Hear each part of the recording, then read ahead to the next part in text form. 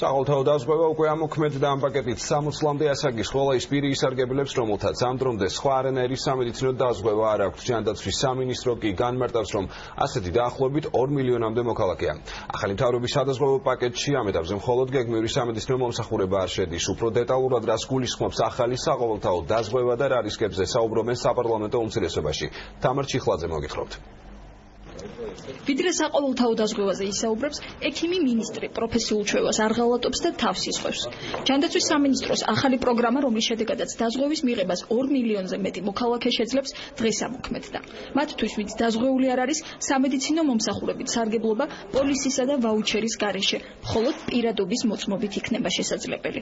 პირადობის მოწმობის გარდა არანაირი სხვა დოკუმენტი საჭირო არ არის, შეუძლიათ მივიდნენ, დარეგისტრირდნენ და ესერად ეს უკვე ძალაში შედის, ისინი უზრუნველყოფილები იქნებიან იმ პირველად სამედიცინო ჯანდაცვის ობიექტის მომსახურებით. თუ მოხდა და ხდება სამწუხაროდ, რომ სადმე საქართველოს მთელ ტერიტორიაზე ადამიანს შეექმნა გადაუდებელი სამედიცინო მდგომარეობა, შეუძლია მეაკითხოს ნებისმიერ დაწესებულებას. პროგრამის მონაწილეთა წლოვანება 6 წლიდან იწყება და საპენსიო ასაკამდე გრძელდება. მოქალაქეებს გეგმიური ამბულატორიული და გადაუდებელი შემთხვევები დაუფინანსდებათ. გეგმიურ მომსახურებაში შედის ოჯახის ექიმის და ექთნის მომსახურება, პროფილაქტიკური აცრები, ელექტროკარდიოგრაფია, ექიმის ბინაზე ვიზიტი, სისხლისა და შარდის საერთო ანალიზი. განსაზღვრულია იმ გადაუდებელ მდგომარეობათა სია, რომელთა მართვასაც პროგრამა დაფარავს. ესენია: ტრავმები, მოტეხილობები, ჭრილობები, დამწრობა, მოყინვა, მოწამვლა და სხვა. თუ მომსახურება საავადმყოფოში გადაყვანას არ საჭიროებს, ის ულიმიტოა. გადაუდებელი შემთხვევისას, როცა ჰოსპიტალიზაცია აუცილებელია, პაციენტისთვის წელიწადში 15,000 ლარია განსაზღვრული.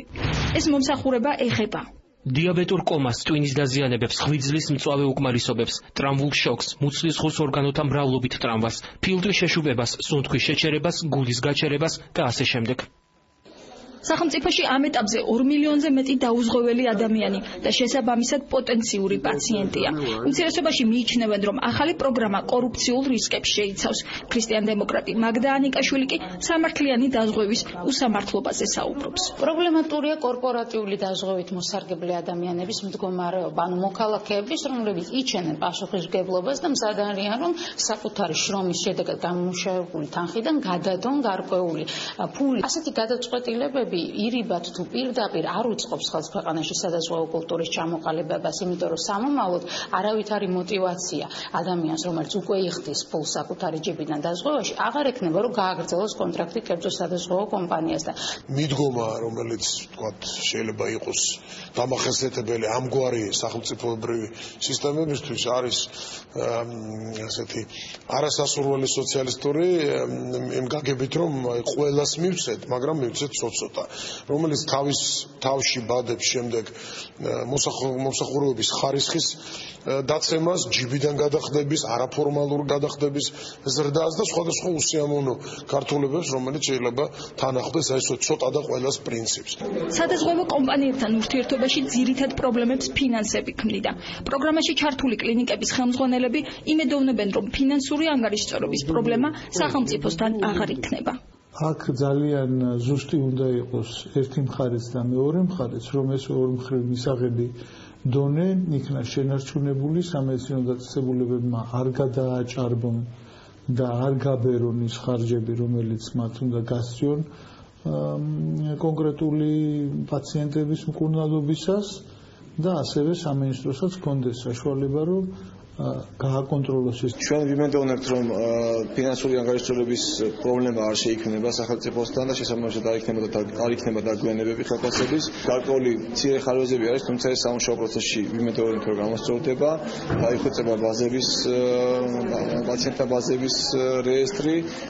მოქალაქეს უფლება აქვს თავად აირჩიოს პროგრამაში მონაწილე პოლიკლინიკა და პრეტენზიების შემთხვევაში ყოველ 2 თვეში შეცვალოს ის. პროექტის პირველ ეტაპზე ბიუჯეტიდან 350 მილიონი ლარია გამოყოფილი. ივლისიდან მთავრობა დაზღვევის პაკეტის გაუმჯობესებას გეგმავს. ამ დროიდანვე დაიწყება მშობიარობის დაფინანსებაც. ეს საყოველთაო დაზღვევის შესახებ ქრონიკის კითხვებს უპასუხებს შრომის ჯანმრთელობისა და სოციალური დაცვის მინისტრი დავით სერგიენკო. ბატონო დავით, მოგესალმებით.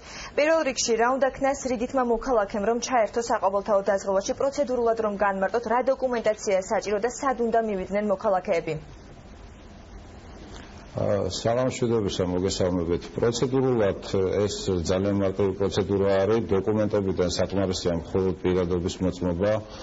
პირველადი ჯანდაცვის ობიექტებში დარეგისტრირებისათვის ეს თითოეული მოქალაქის სურვილზე არის, რომელი პოლიკლინიკაც, რომელი ამბულატორიაც მისთვის მისაღები იქნება და გეოგრაფიულად ხელმისაწვდომი შეიძლება მიაკითხოს ნებისმიერ დროს, დარეგისტრირდეს და უკვე იმ პოლიკლინიკაში ან ამბულატორიაში ან პირველადი ჯანდაცვის ობიექტზე მიიღებს იმ სერვისებს. რაც შეეხება გადავიდებულ მდგომარეობებს, ამისათვის წინასწარი რეგისტრაცია საჭირო არ არის.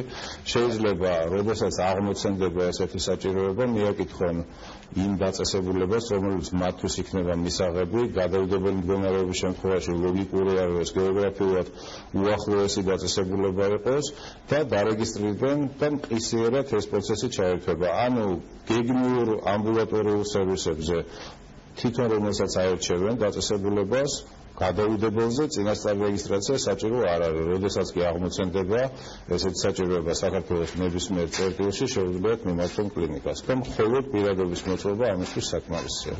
ბატონო დავით, სადაზღვევო პაკეტი იზრდება 1 ივლისიდან. რა დამატებით მომსახურებას მიიღებენ მოქალაქეები და მედიკამენტები თუ შედის დაზღვევის პაკეტში, რომლითაც ახლა სარგებლობენ? 1 ივლისიდან დაემატება აღნიშნულ აღწერილ, რაც უკვე გამოქვეყნებული არის ამ სერვისებს, გეგმიური სტაციონარული მომსახურება, ანუ გეგმიური ქირურგიული თუ თერაპიული ჩარევები. ეს დროში ესეთი გადანაწილება დამოკიდებული იყო ბიუჯეტის მონაცემებზე, ანუ ჩვენ გეგმავს წერთ იმ შესაძლებლობების ფარგლებში, რასაც გვაძლევს რეალური ბიუჯეტი. საყოველთაო დაზღვევა მოიცავს იმ მოქალაქეებს, რომლებთაც არ აქვთ ამ დრომდე არანაირი დაზღვევა. თუმცა რა ბედიელით იმ ადამიანებს, რომლებიც სარგებლობენ წინა მთავრობის დროს ამოქმედებული სადაზღვევო პაკეტებით? ყველა ეს ვალდებულება ძალაში არის და გაგრძელდება.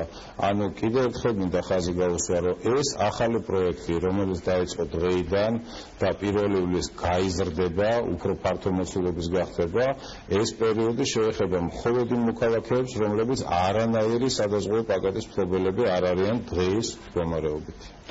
ბატონო დავით, ყოფილა შემთხვევები, როდესაც მკურნალობის ხარჯების ანაზღაურება არ მოხდარა დროულად. რა გარანტიები არსებობს, რომ მსგავსი შემთხვევები აღარ განმეორდება ახლა?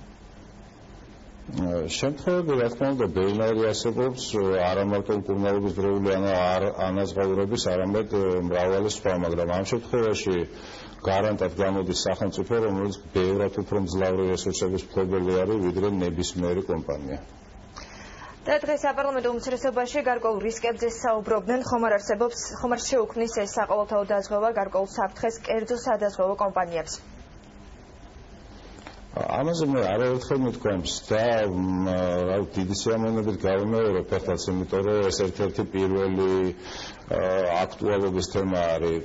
მოკლე ზოგადი შესავალი თუ შეიძლება, რომ სახელმწიფოს არაერთხელ სიტყვით და საქმით დადასტურებული აქვს, რომ კერძო ბიზნესის ინტერესები არა მარტო ხელშეუხებელია, არამედ ჩვენ ყოველმხრივ ხელს შევუწყობთ კერძო ბიზნესის განვითარებას. კერძო სადაზღვევო ინდუსტრიაც კერძო ბიზნესის ნაწილია, რა თქმა უნდა. გადაწყვეტილებების მიღება მოხდება იმ სისტემური შეხედვით, ანუ არა მხოლოდ კერძო ბიზნესის კუთხიდან უნდა შევხედოთ ამ საკითხს, არამედ უნდა შევხედოთ პირველ რიგში პაციენტის ინტერესების კუთხიდან, იგივე სამედიცინო პერსონალის ინტერესების კუთხიდან და ესე კომპლექსურად გავიაზროთ ეს ყველაფერი. არც ერთი გადაწყვეტილება მე არაერთხელ მithქვამს და ეხლაც ხაზს უსვამ, არ იქნება მიღებული იმპერატიულად. ყველა გადაწყვეტილება, რომელიც იქნება კერძო სადაზღვევო კომპანიებთან მიმართებაში და ჩვენ ამაზე უკვე შევთანხმდით, იქნება ინდივიდუალურად თითოეული საკითხის გაანალიზებით. არც ერთი საკითხი, რომელიც მათ მიერ იყო წარმოჩენილი როგორც პრობლემური, არ არის გადაუჭრელი და მე ვფიქრობ, რომ ეს გადაიჭრება ორმხრივ მისაღები ოპტიმალური ფორმატით. ბატონო დავით, ეს ის სადაზღვევო პაკეტია, რომელსაც ქართული ოცნება არჩევნებამდე პირდებოდა ამ მრჩეველს და კიდევ ერთი შეკითხვა, თქვენ გამოგჩნდათ მედიკამენტების საკითხი, თუ შედის სადაზღვევო პაკეტში მედიკამენტების ანაზღაურება? სადაზღვევო პაკეტში სამწუხაროდ მედიკამენტების ანაზღაურება ამ ეტაპზე არ შედის. მედიკამენტების ანაზღაურება დამოკიდებული არის მთლიანად საბიუჯეტო მონაცემებზე, ანუ ეს არ არის სურვილზე დამოკიდებული. თუმცა ჯანდაცვის სამინისტრომ წლევანდელი წელი გამოაცხადა არტერიული ჰიპერტენზიასთან, სხვა სიტყვებით მაღალ არტერიული წნევასთან ბრძოლის ლად და ჩვენ ყველაფერს გავაკეთებთ, რომ სისტემური პროექტი განვახორციელოთ ამ მიმართულებით, რომელიც მოიცავდეს იქნება ასევე მედიკამენტოზურ მკურნალობასაც. თუმცა დეტალებში ამას მოგახსენებთ უახლოესი პერიოდის განმავლობაში. დიდი მადლობა მაყურებელს, შევახსენებ ქრონიკის კითხვებს ჯანდაცვის მინისტრი დავით სერგენკო პასუხობდა.